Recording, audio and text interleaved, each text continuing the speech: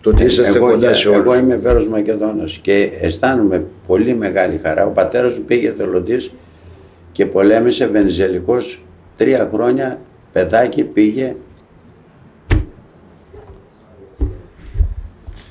Αντιλαμβάνουμε τη συγκίνησή σας. Δεν σας έχουμε συνηθίσει έτσι, αλλά δεν αντιλαμβανόμαστε. Πήγε στη Μικρά Ασία.